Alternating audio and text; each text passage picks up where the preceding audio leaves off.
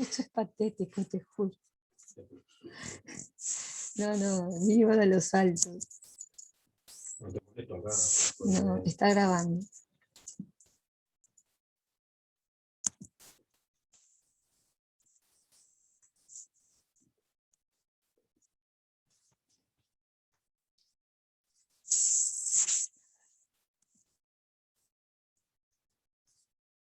Son y 59, por eso no se ha conectado nadie todavía. Va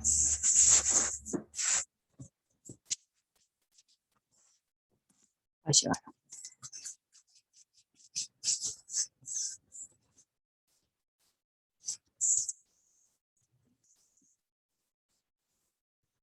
Hola, buenas tardes. ¿Cómo estás, Guzmán?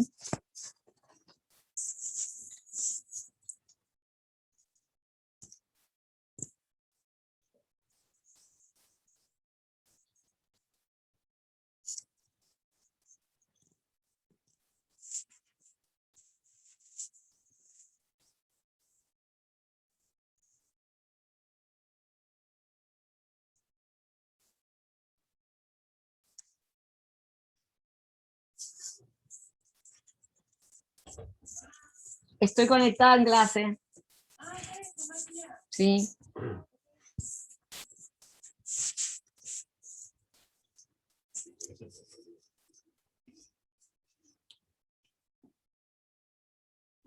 Hola, profe.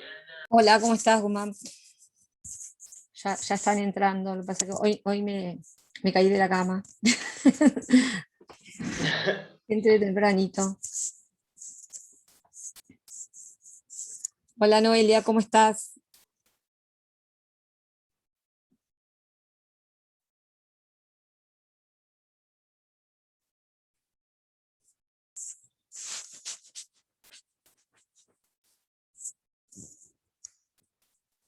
Bueno, vamos a ir esperando que ingresen. Yo voy a ir empezando a compartir la pantalla si busco el PowerPoint.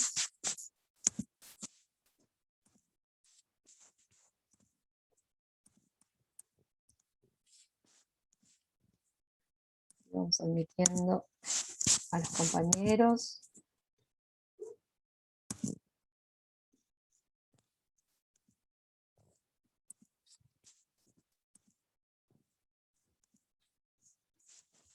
Bien. Nicolás.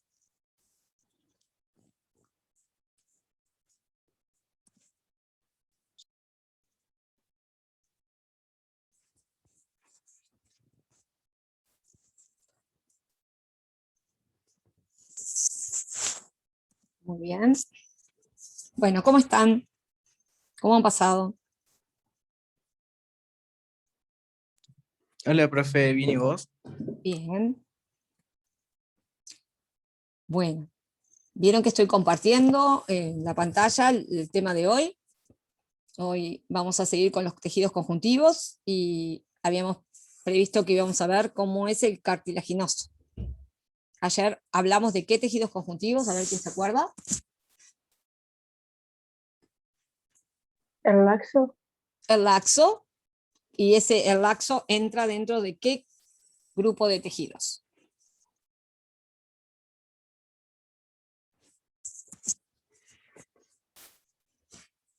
¿Se acuerdan que los clasificábamos de acuerdo a la consistencia de la matriz extracelular? Y vimos que podían ser, Semilíquida. ahí va, había líquidos, semilíquidos, semisólidos y sólidos. ¿El laxo a qué categoría pertenece?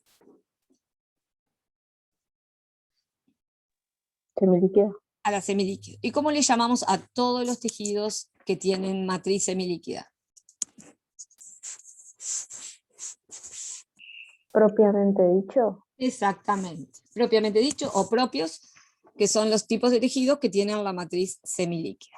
Bueno, hoy vamos a ver otro tipo de tejido. ¿Vieron? ¿Se acuerdan que todo tejido conjuntivo dijimos que está formado por qué elementos?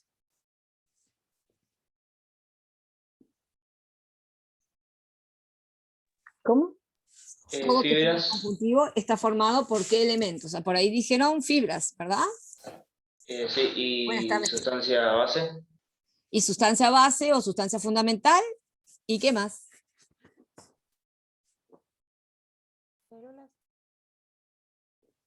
Se escuchó de lejos, muy bajito. Células, ¿verdad? Células. Ahí va. Sí, no sé, creo que ahí se escucha. Ahora se escucha bien. Se escuchó bien bajito, ya lejos.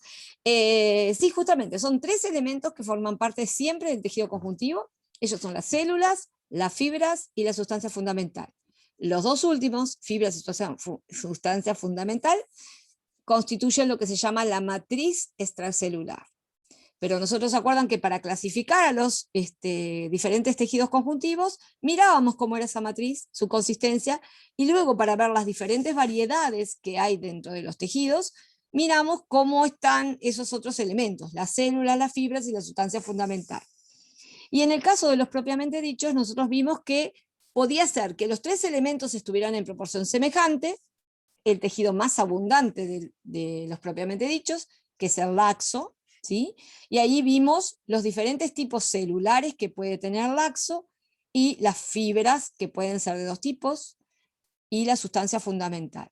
¿Quién recuerda cuáles son las células que encontramos en un tejido conjuntivo laxo?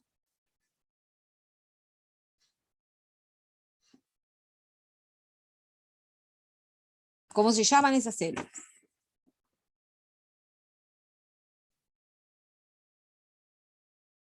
Lo de fibroblastos y eso. Exacto, fibroblastos es un ejemplo, otro ejemplo. Macrófagos. Macrófagos. Perdón. Muy bien, macrófagos o histocitos. ¿Qué más?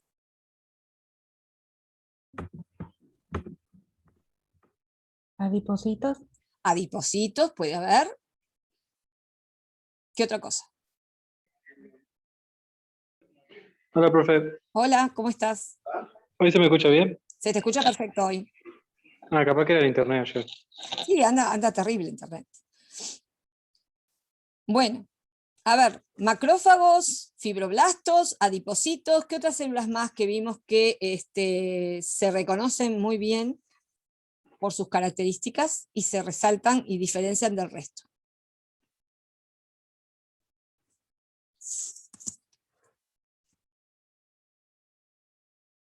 ¿Algún apunte que anda por ahí? ¿O algún resumen? ¿Más? ¿Una que tiene varios nombres? Yo ayer me perdí un poco la clase. Células cebadas o de Maxellen o mastocitos se le llama, ¿sí? Puede haber linfocitos, y puede haber también plasmocitos, ¿sí? ¿Recuerdan repasar esas células? Yo hoy voy a intentar, creo que ya lo colgué, pero no me acuerdo, no estoy casi segura que no, que creo que no les pasé el link, pero creo que subí las clases esas a YouTube. Hoy, ahora cuando termine, las paso por el WhatsApp. Pero recuerden que tienen esas células no solamente en la clase, sino que también el repartido que les dejé en el apartado de materiales de tejido conjuntivo, tiene todas esas células y todas las características que nosotros mencionamos. Y este PowerPoint también ya está en la plataforma, lo único que está en la parte de tejido epitelial. Como vieron que este PowerPoint lo vengo usando hace rato con todos los tejidos, está desde que empezamos con la definición de tejido, y va a seguir hasta hoy, que es cartilaginoso, que es lo último que tiene. ¿Sí? Pero lo van a encontrar en epitelial, están todas estas diapositivas que estoy trabajando acá. Entonces, en todos los casos vimos que hay células, el laxo tiene una gran variedad de células, por eso es uno de los más abundantes, y cada célula tiene un rol muy importante. El tejido conjuntivo laxo es el que está debajo de los epitelios, o sea que es súper abundante, piensen en la cantidad de epitelios que hay por todo el cuerpo, y este tejido que siempre lo acompaña, por lo tanto está rellenando todos los espacios donde hay epitelios, nutriendo a ese epitelio y también sirviendo como segunda barrera de defensa contra microorganismos que ingresan. ¿Sí? Acuérdense que la primera barrera la constituye el epitelial y la segunda barrera la tienen este tejido conjuntivo laxo. ¿Sí? Ahí estas células casi todas defensivas, piensen en el macrófago que fagocita, el plasmocito que fabrica anticuerpos, las células mastocitarias, o sea, los mastocitos que además liberan sustancias químicas para que sepan que ese tejido está infectado y llegue más sangre al lugar. Recuerden que tenía gránulos de heparina y de histamina, que ayer explicamos su función. Bueno, entonces es sumamente importante y tienen que ir repasando. Hoy nos llegó el comunicado de que probablemente se hagan las pruebas que habíamos pensado que no se iban a hacer. Probablemente haya un calendario de pruebas, así que vayan pensando en ir reuniendo y aprovechar las vacaciones para ponerse al día en todo lo que tienen atrasado, ¿sí? Vamos a tratar de que la biología sea después de las vacaciones para que no se le genere problemas, ¿no? Pero no sé quién va a armar el calendario ni nada. Es muy errática la información. Si ustedes tienen información por otro profe que está más informado que yo, agradezco que me hagan saber porque llegan las comunicaciones esporádicamente. Sí, hoy le podemos preguntar al de física y yo tengo el Da, número de una script, capaz que bárbaro, le pregunto. genial. Sí, generalmente el escrito de la mañana me comunicaba cosas, pero últimamente hay como un impasse ahí que no han mandado ningún mensaje. Y por suerte se reintegró la secretaria, que es la que manda los mensajes, así que estaremos un poquito más informados. Vamos a ver entonces hoy otra variedad de tejido en la que la matriz se encuentra de qué manera en el cartilaginoso.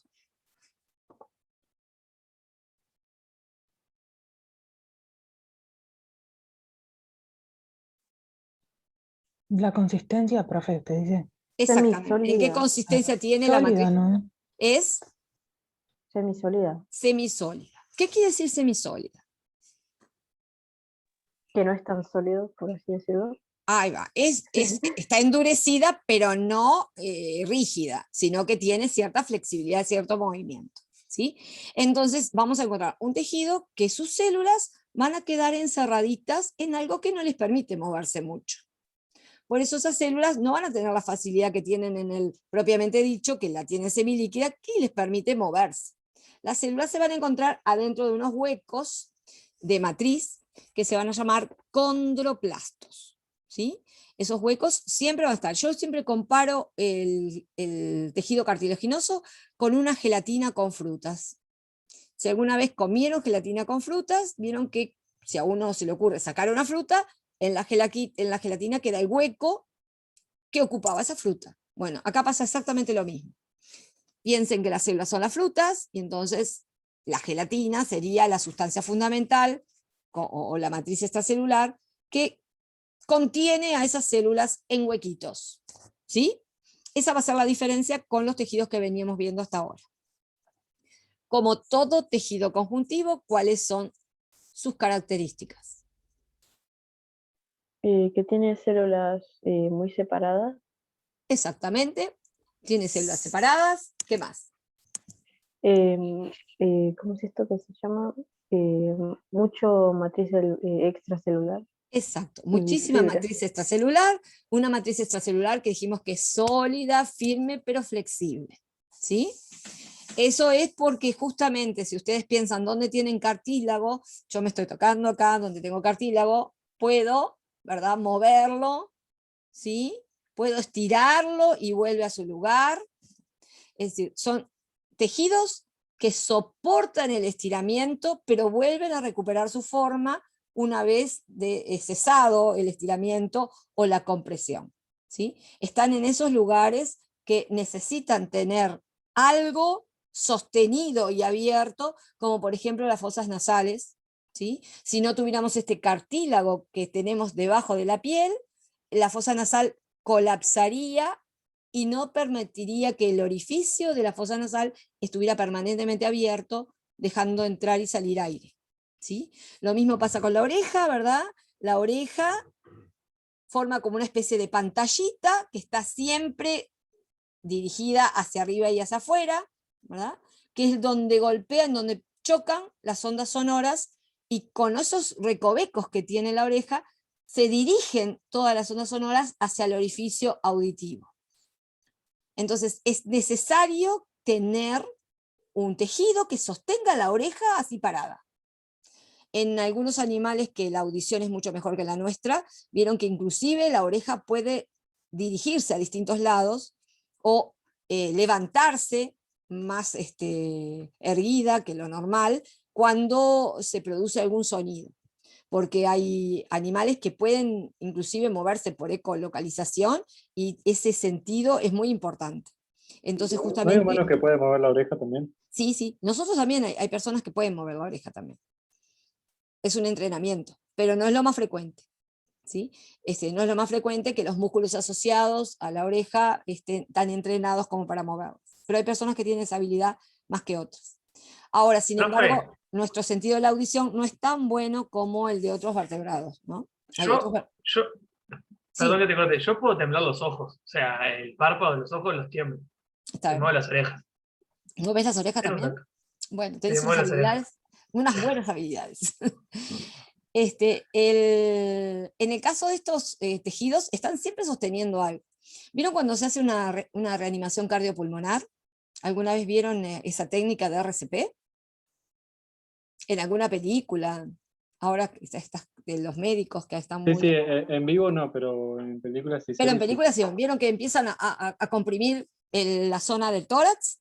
Bueno, imagínense que no hubiera un cartílago uniendo a los huesos del esternón con las costillas. A la primer compresión que hubiera pasado con la costilla. ¿Se quiebran? No, no sé. Exacto. Lo hubieran quebrado, hubiera sido peor el remedio que la enfermedad. Sin embargo, el hecho de que hay un cartílago ahí permite empujar y el empuje ese genera un estímulo al tejido del corazón, que es el que empieza a volver a latir, ¿verdad? Si normalmente se estimulan los centros nerviosos del corazón, y justamente el cartílago permite que se haga eso. Si no hubiera cartílago, no podríamos comprimir y llegar a tocar el corazón. Entonces, el cartílago es un muy buen sostén, pero un sostén que da cierta flexibilidad. Y como buena matriz, ¿de qué está hecha esa matriz? Como en todo conjuntivo. Fibras. Fibras, muy bien. ¿Y qué más? Sustancia fundamental. Y la sustancia fundamental, justamente. Eso lo vamos a encontrar siempre. Pero hay una cosa que va a ser diferente al resto de los tejidos conjuntivos. Y que este es una excepción a la regla, pero es uno de los conjuntivos que no tiene vasos sanguíneos. ¿Es igual a quién? Al epitelial. Exactamente. ¿Y qué necesitaba el epitelial siempre tener asociado para poder subsistir? Un tejido conjuntivo. Exacto. Entonces, ¿qué les parece a ustedes que tendrá que tener el cartílago para poder subsistir?